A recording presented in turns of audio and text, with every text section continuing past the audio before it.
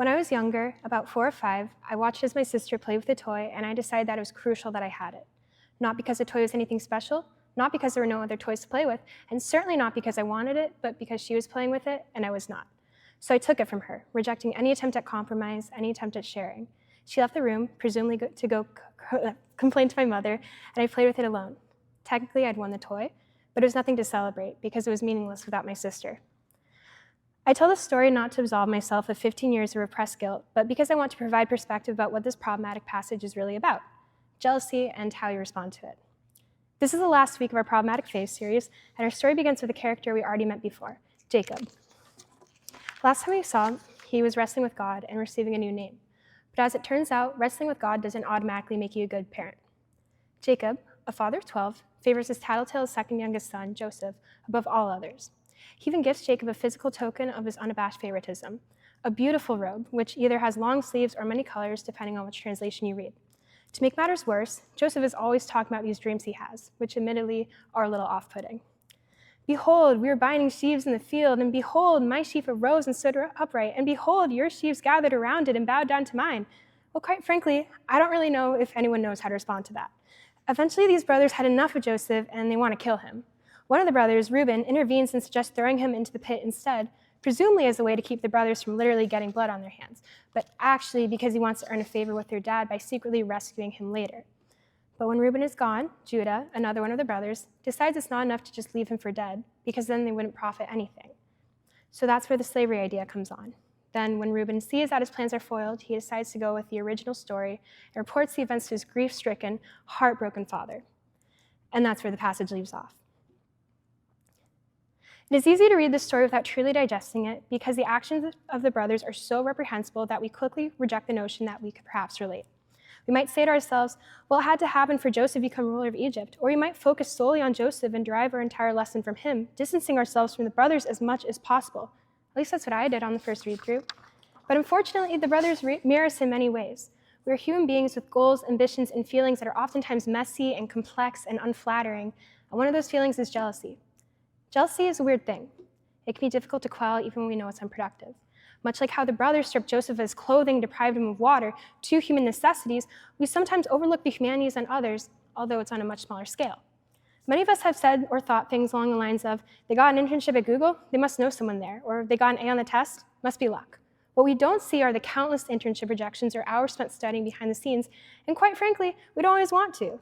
Jealousy exists to give us the illusion of protection and calm us of our anxieties about the future, our own flaws, and self-doubt. It's the whining but well-fed dog sitting by the stove, unaware that it's begging for a pot of boiling water. It's a weed sucking the life out of neighboring plants in hope for nutrients, unaware that the garden has space for all to flourish. While you may be relieved to know that Joseph's story ultimately has a happy ending, its beginning is full of problems, and those problems find their root in human jealousy.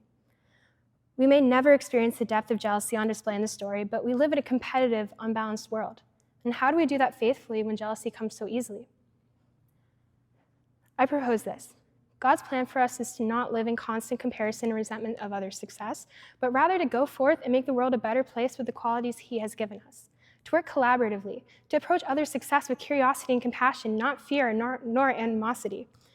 Jealousy is not a catalyst for growth. In fact, it's the opposite. As we read in Proverbs 14, a heart at peace gives life to a body, but envy rots the bones. No amount of envy will make us more secure. However, connection, empathy, and celebrating others will. It's not about guilting ourselves out of jealousy or suppressing it in an effort to be more morally virtuous. That's just not how it works. We're imperfect human beings, and that's totally okay. But I invite us to sit with our jealousy, to understand it, and eventually demystify it. It's not an untamable lion, but instead a roommate who we don't entirely mesh with, but can learn to coexist with. It doesn't have to destroy us, and it doesn't have to rot our bones. So what happens when we decide to approach envy with curiosity? Well, for starters, we may find that we have a lot more in common with other people than we may think. It reminds me of an incredibly moving story about a man already down in his luck. Not only did he lose all of his roommates in a freak accident, but he was also rejected by his family due to his choice of career. To make matters worse, his entire livelihood is threatened by a newfound mortal enemy, Hansel, who is quickly rising to the top of the male modeling industry. The whole plot of the story revolves around Derek Zoolander's multiple attempts at dismantling Hansel's career in modeling. It gets really ugly fast. There's a gut-wrenching fever pitch during a walk-off in which Zoolander completely embarrasses himself. David Bowie was there. It was really, really hard to watch. However, a little under halfway through the film, Zoolander has to escape the bad guys and shows up at Hansel's doorstep for refuge. They decide to squash the beef there. Derek cites his jealousy for his bad behavior, the reason for his bad behavior. Hansel admits that Derek is his greatest role model, and they find common ground. By the end of the film, Zoolander and Hansel become the best of friends and work together to open the Derek Zoolander Center for kids who can't read good and who want to learn to do other stuff good too, putting their differences and jealousy aside in an attempt to make the world a better place. Now, I'm entirely aware that including Zoolander in a sermon that's supposed to be about the pitfalls and complexities of jealousy is absurd.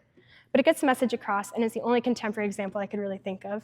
And when we learn to approach others with curiosity rather than jealousy, we often find that someone who was once an enemy could actually be an ally and maybe even a friend. So whether we resonate with Joseph's brothers or Zoolander or someone else, I'm sure that we can all recall a time where we were misled by jealousy, and I'm equally sure that there will be a time in the future where we are misled by it again. Whether it's induced by familiar roles, expectations, and comparisons, the toxic highlight reel of social media that we all know and love, relationships, platonic or romantic, or even if it arises seemingly out of nowhere, we will confront jealousy again. And when that day comes, I encourage us all to remind ourselves that it is not our job to compete with others in jealous animosity. Instead, let's sit with the feeling, explore it, and question it. Let's approach our own judgments with curiosity and others with an open heart.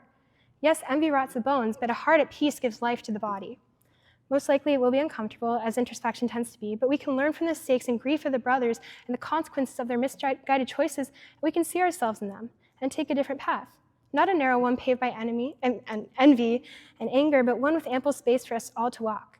And by doing so, we will eventually come to find our own path as well, one that truly fits who we are and which leads towards a better world for all. Amen.